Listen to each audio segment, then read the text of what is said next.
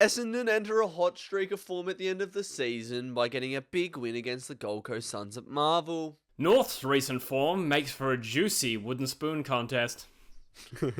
That sounds naughty. And Nick Daicos is gonna win the Brownlow. This is the DrewFooty Show.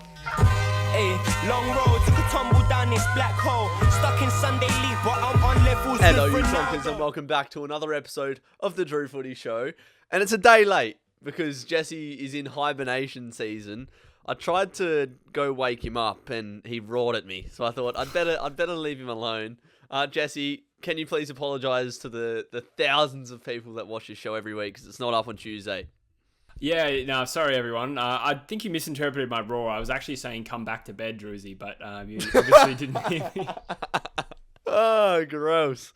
That did not happen. Let's just get into the football anyway before we start waffling on for too long. If you want to be involved in the show, head over to the DrewFooty _ Instagram account, which is where we get our questions, topics, blokes, and quickfire steamroll contingent of the show. And there was actually a lot of questions this week, so thank you for those who contributed. Let's get in to the Bloke of the Week. The Bloke of the Week this week was nominated by Doherty.Lukey, and he has nominated Scott Pendlebury as the Bloke of the Week this week, Jesse. 350 games, and I think it was Nathan Buckley who said the gap between his best and worst is like the least out of any player in the AFL, because he's been such a solid contributor ever since he stepped foot in the AFL system. 350 games later, captain of the club.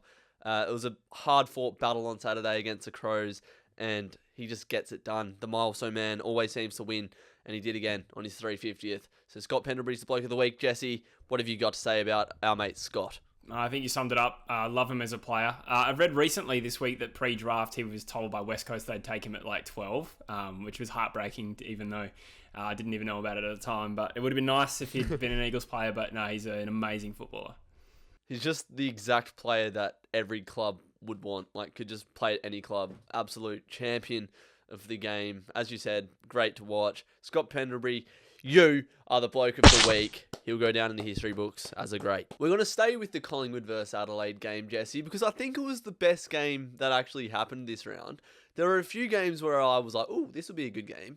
Like Freo versus Sydney. Oh, this will be a good game, and it wasn't. Carlton Collingwood was a bit, and then I thought Gold Coast versus Essendon was going to be good as well. But I think the best game was actually Collingwood versus Adelaide, because it was a wet game. It was scrappy. Both teams were up for the fight. Just players jumping on the ball to bloody smother it. Big, heavy tackles.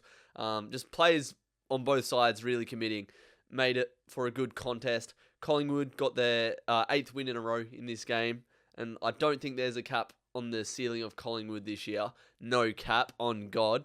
Do you actually think that they can go all the way this year? Because I genuinely think that they do. They can. Yeah, we did a podcast today and we discussed the teams that we think can win the flag, and I think they're the 5th of the 5 that I think can still win the flag. So to answer your question, yes, I think their top form has been really good. They've beaten some top teams. Should have beaten Geelong. They got 6 goals up in front. They've beat Fremantle. They beat Melbourne. They got close at the Gabba, and that's all the Carlton. team. Yeah, that's right. And I can't remember how they went against Sydney, but it doesn't matter. I think they've proven themselves that they can mix it with the best. They just there may be a form lapse coming because they've been good for a while, but yeah, can't rule them out. Their best has been proven to be as good as anyone so far this season. I want to bring up an issue that there's been a bit of disagreement with in our group chat with Caden and the pair about Jack Ginnivan and him ducking for free kicks or lifting his arm, hooking his arm up. The AFL have come out and said if the player plays for the free kick from now on, it won't be paid. And I think that is the best decision to make. Even though there are going to be high tackles and it's an art that's been evolving for a long period of time, I don't think you can reward someone who is trying to stop general play to get a free kick. What are your thoughts on it? Yeah, I don't think I really like ducking, to be honest. It's hard for me to say that as an Eagles fan. I think there are some instances where I can accept it, where it's like the game's on the line. So I use the Shuey against Port Adelaide example, where he definitely ducked into that pole leg tackle. But that's like the season on the line stuff, and then you sort of also got to place some scrutiny on the umpire to call it when he sees it. And for all this talk, the umpires are going to stop paying ducking free kicks. Like, we've been hearing that for 10 years, so I'm skeptical that there's going to be any difference this time. They still pay clear ducks, and I do hate it when a player does it excessively and it becomes a main part of their arsenal, so to speak. And I would include, Ginnivan and Waitman was another player criticised for it as well. Like, there should be more talented than that. Ginnivan said, he's come out, he said it on Caden's podcast. He was like, oh yeah, it's a good way to get free kicks. And it's like, well, what about just get a bit of agility up, mate? Try to weave your way around a player to kick a goal. You don't have to just be a cheating bastard and get a free kick every time. So I'm happy that the umpires have come out and said that we're not going to pay this. But it's done by so many players across the competition that just do it so well, so subtly as well. So it's just going to be those common culprits who you expect to go for the duck that'll be probably not getting the free kicks paid as much, like we saw with Ginnivan on the weekend, because he got his head taken off about 10 times, and I don't think he got a free kick. So anyway, that's the Jack Ginnivan and the ducking saga. I wanted to talk, again, we're still on the Collingwood game, about Nick Daicos, who for the past few weeks I've been talking up as one of the best draft picks I've ever seen coming through the draft since my time of watching football. He had 40 disposals, 25 kicks, 85% kicking efficiency, 3 goals, a few tackles, a few marks. He was the best on ground at the age of 19 in one of the more physical games you could ask for as a player. How highly do you rate Nick Daicos in terms of all the players you've ever seen come through in your time of watching football? I think I would still take an 18-year-old Judd. That being said, that's because I know what Judd's going to become. So that's an easy call to make, I guess. But I think we compared and contrasted Walsh and Daicos in their first seasons, and statistically there's a lot of similarity. Daicos had about 1.5 more possessions a game, more efficient, but you could tell by the stats Walsh was winning a lot more of his own ball inside, whereas Daicos plays a little bit more unaccountably. So not to criticise him, because 40 and 3 is rare for any player, let alone a 19-year-old. That's crazy. I haven't seen that before. So he's in elite company as one of the best first-year players I've ever seen. But I will bear in mind that Walsh probably played a different and more difficult role. So he's up on that level potentially, though. Yeah, so obviously he's playing across half-back at the moment. And I think because he's a rookie, coaches haven't really been, going after him. But he's so damaging off half-back. To get 3 goals off half-back, lots of it uncontested, shows how threatening he can be. But I think if you compare him off half-back to Walsh in the middle, I feel like Daicos, I haven't seen him too much as a sort of inside bull, which is what Sam Walsh is. But once he gets around the ball more, wouldn't that make him a higher pedigree than comparing him from half-back? I think he'll be able to impact a game more from being around the ball than being on half-back.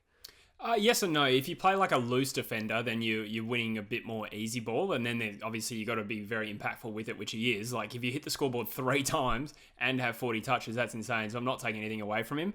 But as an 18-year-old, comparing him against an 18-year-old Walsh or 19-year-old, it's really impressive to me that Walsh was winning a lot more contested ball. That's how I contrast it. But I don't necessarily think Daicos isn't a chance of being better. Yeah, I just think when I watch him play, he makes everything look so easy. He looks like Scott Pendlebury. I think he could be the next Scott Pendlebury for Collingwood. Just that player that plays the game at his own pace, silky skills, hard to catch, and then doesn't need much space to be so damaging. But that's my thoughts on the Collingwood Football Club at the moment anyway. We'll move on to our winners and losers of the week. I'm giving my winners this week, Jesse, to the Essendon Football Club, who have now won 4 out of their last 5 games, only dropping to your mighty West Coast Eagles in that time. But they've had some big scalps over that time. They had St Kilda a month ago, which was an impressive win at the time. In hindsight, maybe not so much. Sydney, Sydney, another flag contender this year. Then they went up to the Gabba and beat Brisbane on their home deck, which not many sides do, really. And then Gold Coast, who have been really competitive over the last month, had a massive win up at Metricon last week after the siren against Richmond. And they just absolutely played them off the park. I haven't been talking about Essendon as my winners of the week just because I want to see it more consistently. But after a month now, they've won 4 out of their last 5. I can't really pin any player in particular as like being a real standout, because I think the players now have a thorough understanding of the system that they want to play, and like all the role players are doing really well as well. It helps that Caldwell and Shield are finally getting a run in the side. Peter Wright kicking goals every week, and then Sam Draper playing career best footy as well. But yeah, Essendon absolutely killing it. Gold Coast were absolutely shocking. It was their lowest defensive pressure numbers of the season. But it just allowed Essendon to have an absolute party, Jesse. Essendon are my winners of the week. What do you make of the Bombers? Yeah, I agree. They've been building over the last 5 weeks, as you say, and they haven't really put a foot wrong, and they're starting to play the form that we expected from the start of the year. So there must be a little bit bittersweet for them in the sense that they're like, oh, if we just started the year this way, we'd be in the hunt for finals, as a few teams could say that. But heaps they could take out of Melbourne. Yeah. There's heaps that they can take out of the last 5 weeks in terms of going forward and building confidence, and they're still going to have a high draft pick anyway, so maybe it's the best of both worlds. That is true. Now I'm going to head over to my losers of the week. Going to give it to Richmond, who lost to North Melbourne. They're the first side to lose to North Melbourne in 14 weeks. When you look at your fixture and you've got Gold Coast and North Melbourne, generally you'd think you'd get 8 points out of those two games, especially when you look at the margin that Richmond were up by at some point in that third quarter against Gold Coast.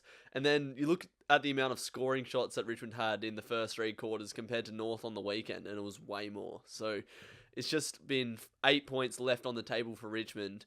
I think they'll make finals, because I don't think either of the Bulldogs or St Kilda or Gold Coast have the capacity to get a few solid wins together at this point. I think Richmond will still get that 8th spot, but at the same time, it's like you're going to make it a lot harder for yourself by dropping these games. They've got Freo this week at Marvel on Friday night, and I'm going to that game. So if you're there, come say hello. But I just know Richmond will probably bounce back this week, given that me or my family have never seen Freo win an away game, and they've lost 2 in a row, and I'm giving them the losers of the week. So it's just cooking up a storm for them to just disappoint me. But yeah, pretty stinky result from the Richmond Tigers. Jesse, you're going to give your winners to North Melbourne. So just talk to us about North, Richmond. Go. Yeah, it was a funny game where Richmond just could not hit they were hitting the scoreboard, but they're all behind. So frustrating game from them, and but we have to give a lot of credit to North Melbourne. I almost wanted to give them winners last week, even though they didn't win. That's why I didn't. But the form increase or the improvement has been drastic over the last fortnight. Once with David Noble and once without. So really, really good signs. I think there's a good chance now that they avoid the wooden spoon, because I think the way they're playing at the moment is probably better than West Coast's best form, even though West Coast have been better for a bit longer. Only one more win and North will pretty much lock up second last. So I'd say that's a win for them. I agree. We've got a question here from Donkey's Memes. He wants to know, what does the North win mean for both Richmond and North? Well, I'll say for the Richmond one, Richmond just need to bloody wake up, because they've been coasting for the last fortnight and they've lost 8 points. And I think you sort of just answered that question, like, what does it mean for North? It means that they're finally stringing a good quarter-to-quarter effort together, and they've got a win finally for the first time in 14 weeks. Is that what you'd sort of say? Yeah, absolutely. I think, the form improvement is the bigger plus than avoiding the spoon. I don't think that really matters. They've already got a spoon, and whether they finish 18th or 17th, it doesn't really matter long term. But I think the improvement there and showing belief and players like Davies Uniacke coming into some really hot form in the last 5 weeks, these are all huge pluses for them. So, yeah, my winners of the week. Who are your losers? My losers of the week, this is a team we ragged on a lot over the last 6 weeks, but I figured I'll have a turn at it, give you a break from it, and I'll say St Kilda are my losers of the week. But I think the choice is obvious here. There's an absence of other contenders losing this week, but I will say that their form has been deplorable. To be down 52-9 against a team that I think was lower than them on the ladder going into this game. Yeah, they were. To get butchered like that, and I know they came back later in the game and salvaged a bit of respect, but gee, it's been a tough 6 weeks. Some of the fixtures have been tough. They've had tough opponents, But they should be fancying themselves against the Dogs, who lost by 9 goals the week before to Sydney, who are not that much higher on the ladder. So season's slipping away from the Saints. I think I can't believe I'm saying this after six weeks ago where they were at, but I think they will really struggle to make the finals. Someone commented on my 9 things. I'm going to read it out. If you're watching this loose Aussie political punting, what a name. He put it well.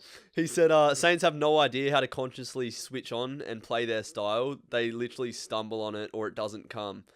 Compare that to sides which, whether or not they sustain it the whole game or under the pressure of another team imposing theirs. So basically what he's saying is they show up to a game all week, they're preparing to implement a game plan, and they just can't get going. Like the gates open and they're just shell-shocked. They're bloody choking like Eminem in 8 Mile pretty much. I think that's a good way to put it, because they've shown this season that when they do get going, they're like a top 6 quality side in the league, but they literally just haven't been able to get it going. I don't know if they've run out of fuel, if they need to put the choke on, or if they need to take it to the mower shop. But it's breaking down at St Kilda at the moment. And we got a question here from Footy Ecstatics who wants to know, do you think the Saints re-signed Brett Ratton too early? Do you think they went a little bit too early on it? Because when I think of Brett Ratton, I just think sacked coach, to be honest. He just has that face on the front page of whatever newspaper, let's say the Herald Sun, and he's doing a press conference thanking his family for the support over the last few months. I don't know. That's how I see Brett Ratton. Do you think he's a premiership quality coach? I don't know. It's a hard one.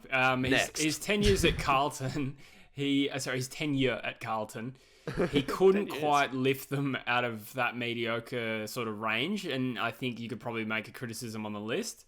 With St Kilda, I think, if there's a gap between their best and worst that's huge, which there seems to be at the moment, then that's probably a criticism of the coach.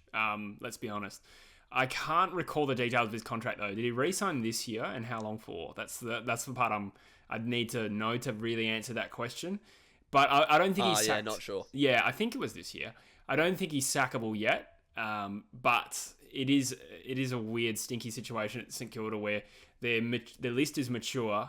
They should be playing finals in terms of the demographic, and they still may get there, but it's been unconvincing.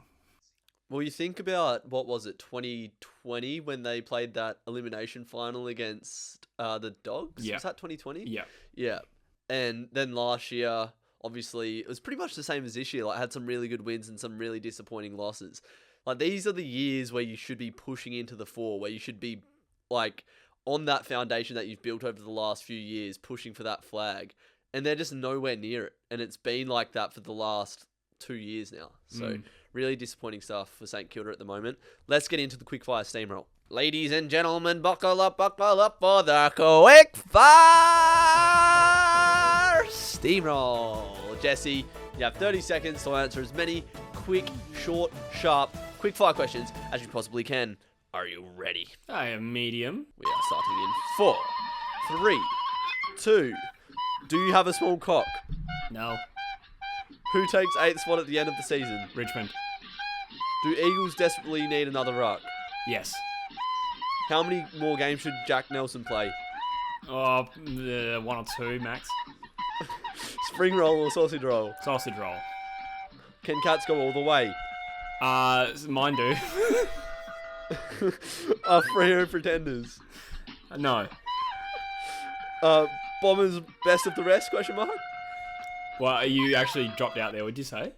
Oh, that would have got you 8. Oh, damn it. Bombers best of the rest? Question mark. Oh, on current form, yeah.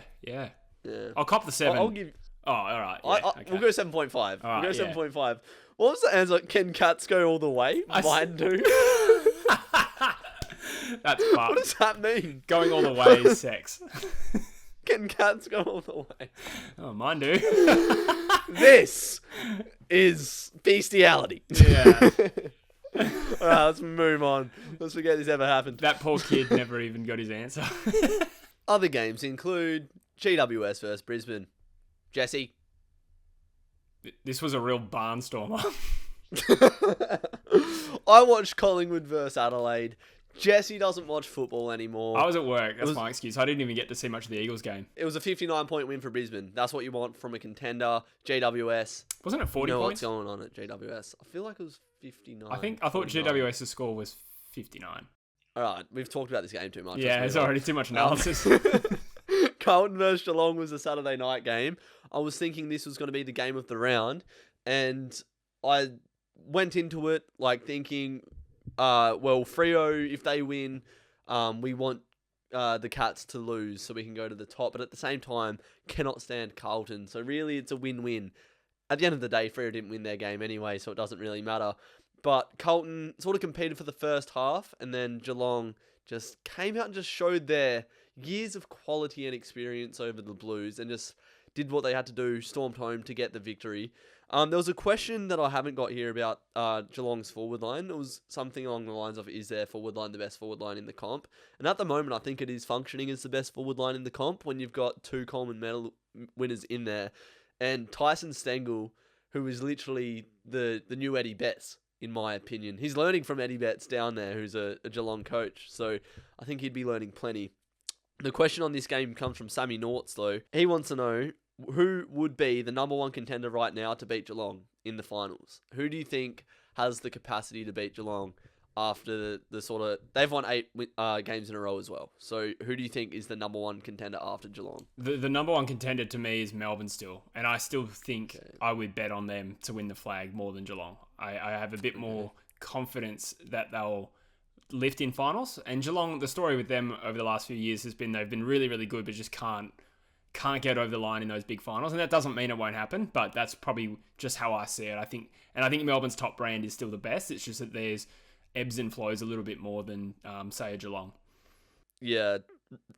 Melbourne's goes between like a 6, maybe a 5 and a 10. And then Geelong's is probably always like a 6.5 to a 9. Yeah, and that's reflected by their percentage as well. Like, they're consistently a good percentage side around that 130 mark. And that's obviously they've got the weapons to put sides away, but they don't really get battered either. It's very rare to see Geelong get annihilated. I can't think of a single time I remember that, actually. It's very rare. The prelim, I guess, but still. Yeah, true. This sort of happens every year, though, right? Like, Geelong sort of come into some really good form and they'll be a top 2 side and then they end up just crumbling. But at the moment, I think they are the team to beat in the AFL. They obviously sit at the top of the ladder, right? Mm-hmm. So I just feel like they're different this year. Maxi Holmes, Tom Atkins, Sam de Koning, Tyson Stengel. They're not names that jump off the page, really, but like, they're the ones that are making the difference from last year. Instead of having a Henderson down back, you've got Sam de Koning, which allows Blixarves to go up into the ruck. Obviously, Dangerfield's still building up into his best form. So you've got Tommy Atkins and Maxi Holmes, who are going to do most of the brunt work around the contested ball. So Chris Scott doubled down last year that they will continue to use this game plan, because often what you see is when a team just can't get over that last little hurdle, once they try to completely change their game plan, that's often when they fall to the bottom. That's what happened to Freo in 2016, and it's happened to other sides as well. Geelong, they've just reshuffled their deck, and it's looking real good for them. Fremantle versus Sydney was the other Saturday night game. Can't believe they put the 2 highest ranked games on at the same time. True. Baffling. Absolutely baffling. Only question I wanted to raise from this game was from Eddie Edwards, who said, "Chatty is my daddy." It's not a question, it's just a statement. But yeah, Chad Warner, I wasn't sold on him, but now I am. Like, he's, unreal. Just an absolute workhorse. It's not like he's really polished, but I think his just aerobic capacity is, elite. At that elite level. His brother won the 2K last year at the State Academy as well, so it must be something in the genes. But anyway, about the game. Basically, all that happened, Jesse, was Sydney chip marked us, and we just didn't switch onto it for whatever reason. And Sydney are a fucking good football side. Like, when you don't clear the ball out of your defensive 50, if you allow the ball to be at the ground level and you can't get it out or you make mistakes, Tom Papley's going to be there to damage you. If you can get a mark anywhere inside 50 in that side, you've got guys like Hayward, Buddy, Joel Amarty's a great set shot, Heaney. They're a great side, the Swans, and it's just another lesson for Freo. We've been getting a lot of lessons recently, and we're a lot easier to score against than we were earlier on in the season, which is the most concerning thing. Like against St Kilda in that first half, we looked pretty crap, and then in the second half we turned it around. Against Sydney, They just were pretty much getting shots on goal at will. And obviously Richmond are a pretty decent scoring side as well when they want to be. So I'm pretty scared about this Richmond game. But yeah, Sydney beat Freo, Jesse. What do you make of it? Yeah, well, Sydney are a tough opponent. So there's no real shame in losing to them. They're just good at pretty much every venue that I can think of. Except for their home ground. Yeah, that's true. Yeah, yeah, arguably better in Perth at the moment. But yeah, no. So I think I wouldn't be too concerned with ebbs and flows over Fremantle. I think they've ticked the boxes in terms of like beating the top teams. They've faltered a little bit, as has Melbourne, and I just think at times it's good to have this slump this time of the year.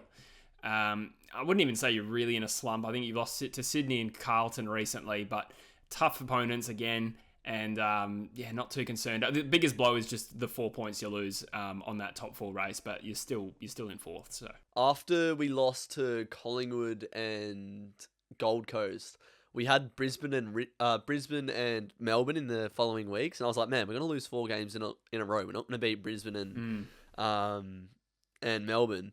And then we come back and had the 2 best wins of our season. And now it's like, well, we've just lost to Sydney. And I look at our next 2 weeks and we've got Richmond, who are always a big win just because of the club that they've been over the last few years. And then we've got Melbourne at home after that. So after a loss in prime time, we've got 2 more prime time slots to make a statement.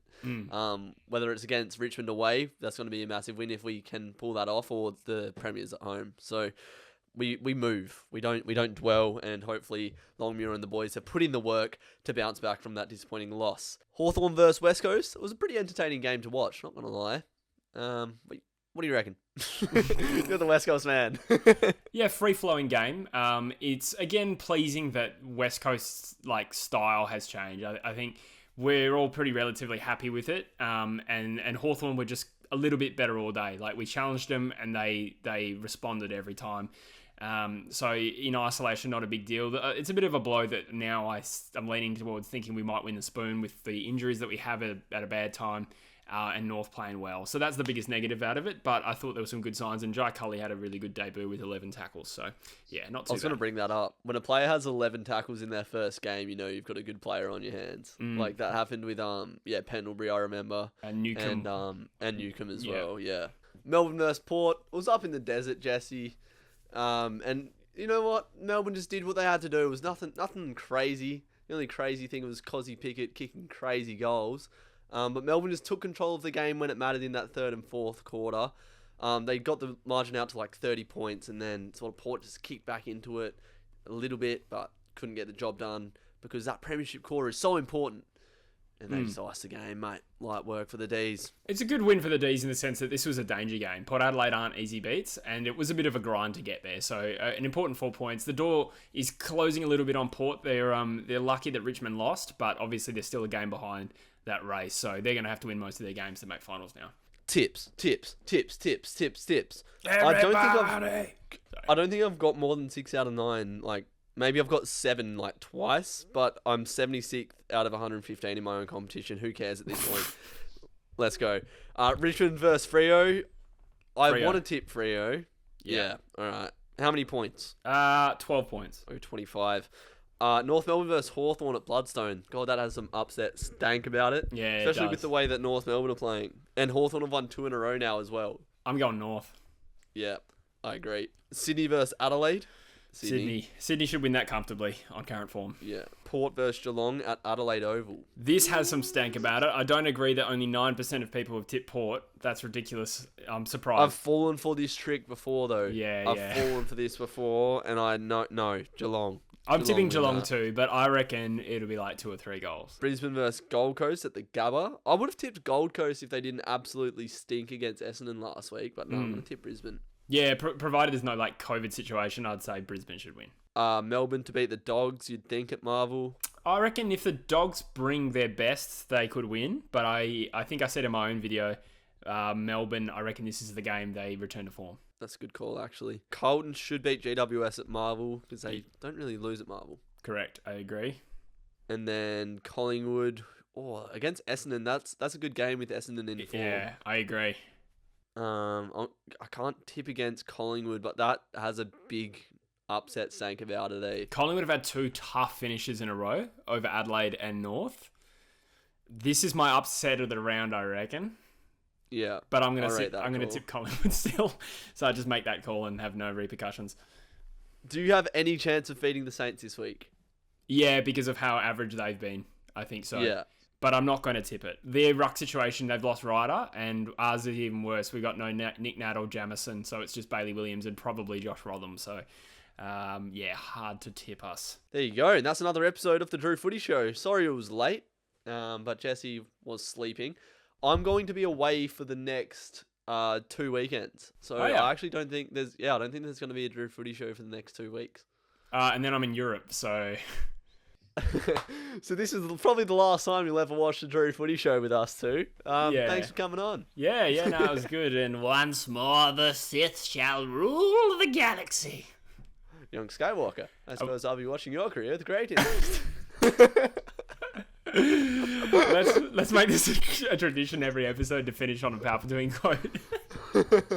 Go check out Jesse's channel. He just uploaded the video for the first time in 3 years. And thank you for coming, Jesse. Content. It's just been a wave of content lately. Oh, hello, Mr. Content. Oh, more content over here. I'm very tired. Take care, you flonkers. Bye.